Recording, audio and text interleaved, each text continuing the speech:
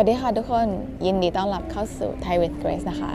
วันนี้ Grace จะพาทุกคนมาเที่ยวที่คลององอ่างตอนนี้ Grace อยู่บน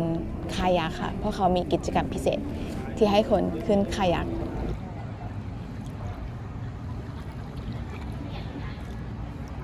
แต่ว่าจุดเด่นของกิจกรรมวันนี้ก็คือถนนคนเดินที่นี่มีถนนคนเดินที่อยู่ข้างๆคลองนะคะทั้งสองด้านมีคนมาขายอาหารขายขนมเดี๋ยวเกรซจะพาไปเดินตลาดนะคะน่าจะมีของอร่อยแล้วก็อาจจะได้รองเท้าหรือว่าเสื้อผ้ากลับบ้านอีกอย่างที่บอกไปไม่ใช่ตลาดธรรมดานะคะเป็นตลาดที่อยู่ข้างๆของตลาดริมคลองแล้วก็วันนี้อากาศดีนะคะอาจจะเป็นเพราะว่าอยู่ริมคลองแล้วก็อยู่ใกล้ๆแม่น้ำเจ้าพระยาทำให้มีแบบลมพัดเย็นเข้ามาค่ะ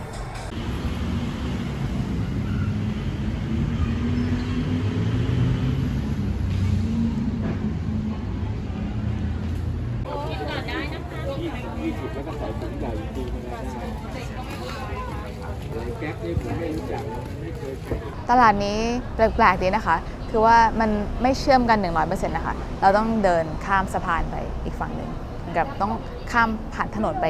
อีกฝั่งหนึ่งแต่เราข้ามไปอีกฝั่งหนึ่งกันนะคะ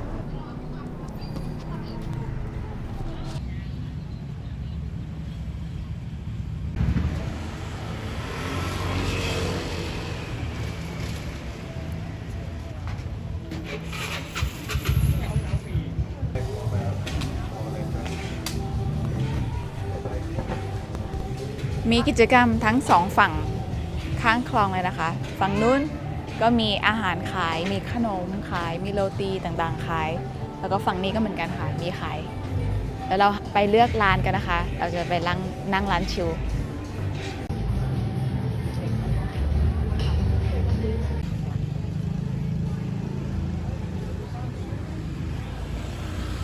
ในตลาดนี้ก็มีร้านอาหารใหญ่ๆบ้างนะคะข้างๆทางแบบร้านอาหารอินเดีย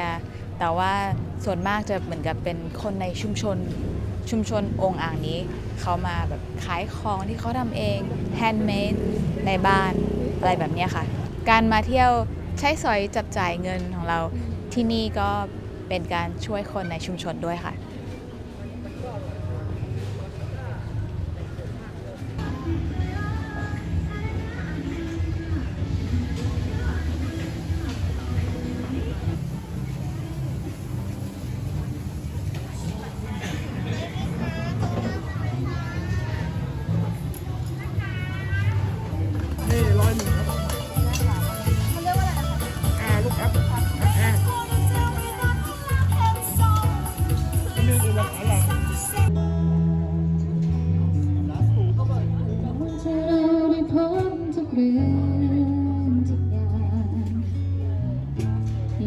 ตกให้ลงไปทุกอย่างในใจก่อนที่ดวงตะวันจะรุ่ง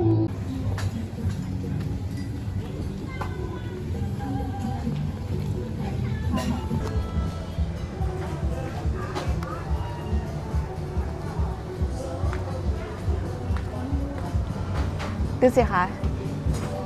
มีร้านอาหารตามสั่งแบบธรรมดาแบบบ้านๆข้างถนนแบบนี้ราคาดีมากเลยค่ะหมูทอดกระเทียม40 บาทราคาดีมากเลยนะคะแล้วก็แบบอีกฝั่งหนึ่งก็มีแบบร้านอินเดียที่แบบราคา200-300 บาทที่นี่ก็มีทางเลือกให้กับหลายคนที่อยากจะมาหาของกินนะคะ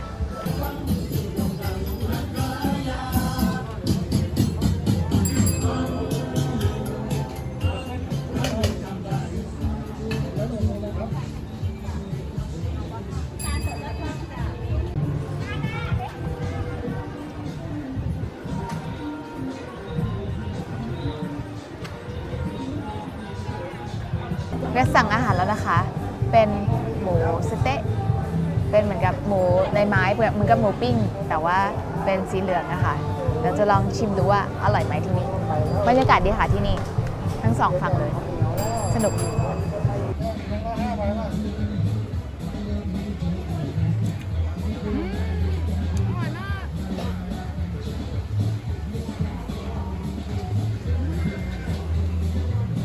มันอร่อยมากนะคะ จนต้องสั่งเพิ่มอีก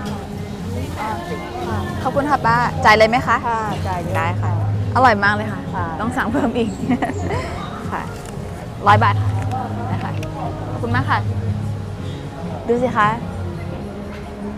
สเต็ก แล้วก็มีน้ำจิ้มอร่อยๆ สเต็กนี้ไม่แพงนะคะ เดี๋ยวนี้แบบอาหาร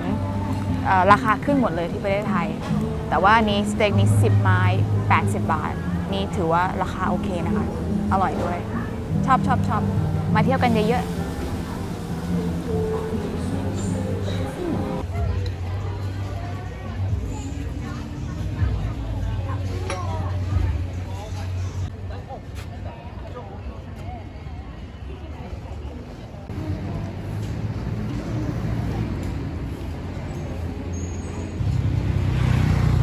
เป็นยังไงบ้างคะ